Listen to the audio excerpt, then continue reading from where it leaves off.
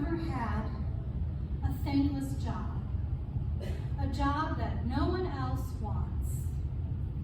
If you Google world's most difficult jobs, one of the most common themes is that they often involve some sort of cleaning.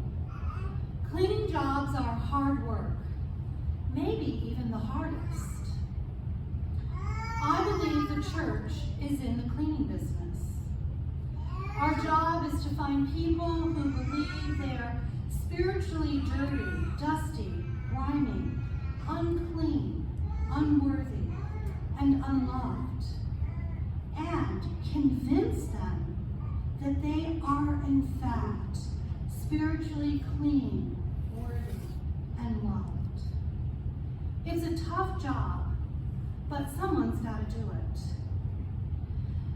God's first cleaning crew consisted of the Hebrew prophets. Talk about a tough job. It's amazing that anyone ever applied for the job of a Hebrew prophet. People didn't like being told how dirty or messy they are. So many of the prophets were persecuted, imprisoned, or even killed.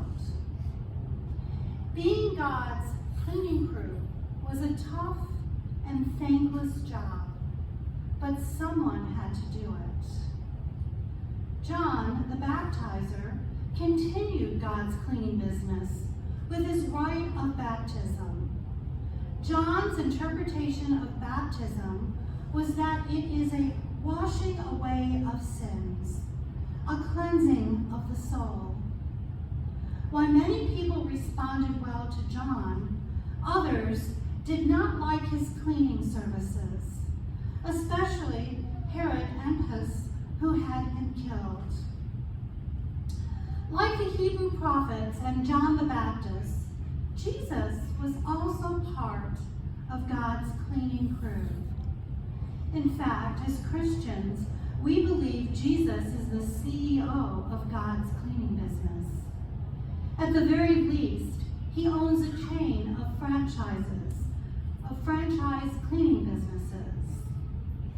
In the gospel stories, people are always checking on Jesus' credentials, from Herod the Great at his birth to Pontius Pilate on the day he died, and a lot of Pharisees and Sadducees in between. Not everyone believed he was such a crucial part of God's cleaning business. Sometimes those who did believe it didn't want his services. I guess some people enjoy the dirt, dust, and grime of an unclean soul. One day, Jesus enters a synagogue and offers to do a little sweeping and mopping in their hearts. Teaching in the synagogue was normal for a visiting rabbi, but he was more than that, wasn't he? He absolutely wows and astounds them with his words. He's quite the sparkling speaker. If he were a janitor, that synagogue would have passed a white glove inspection. However, after his lecture, someone with an unclean spirit lets Jesus know that his efforts at cleaning up the mess of humanity is not appreciated by everyone. Most people see this man as a demon-possessed in a sensationalized Hollywood sort of way, but I suggest a more practical, alternative interpretation of the story. I suggest this man has been declared ritually unclean by the Jewish religious authorities.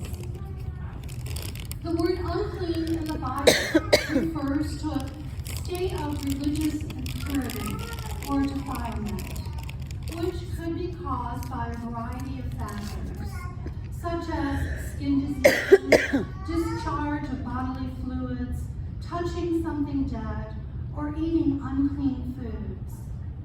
If an unclean person entered a sanctuary, he was threatened with death because he would make everyone around him unclean as well. The unclean man accuses Jesus of wanting to destroy us, meaning, in Mark's version of this story, the entire congregation. Why? What is he afraid of? Is he afraid of Jesus drawing attention to their synagogue, a community that apparently allows people who are ritually unclean to participate in their worship? Are they afraid of being excommunicated? The unclean man identifies Jesus as the Holy One of God. He tells the man to be silent because he knows that outing him might lead to further harassment from the authorities and spell more trouble for this faithful, loving, and inclusive community.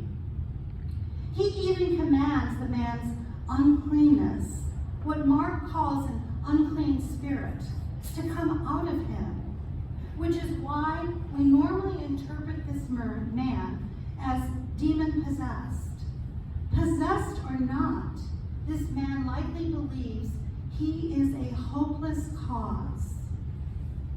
So when Jesus verbally removes the uncleanness, the man has a dramatic conversion experience, crying and convulsing with deep sobs. It's a powerful moment. He is now clean, something that he never expected would happen to him. The crucial thing to note about this story is that one of the hallmarks of Jesus' ministry is declaring unclean people clean. In one story after another in the gospel, Jesus helps the unclean become clean. He declares lepers to be clean. He eats with tax collectors, prostitutes, and all manner of sinners. He heals the Canaanite woman's daughter and a Roman centurion slave. He talks to the Samaritan woman at the well. He heals a woman with a hemorrhage and slaves' bloody ears. He heals a boy who is foaming at the mouth. He heals a crippled woman and man with dropsy on the Sabbath. And he heals the blind, the deaf, and mute at every turn.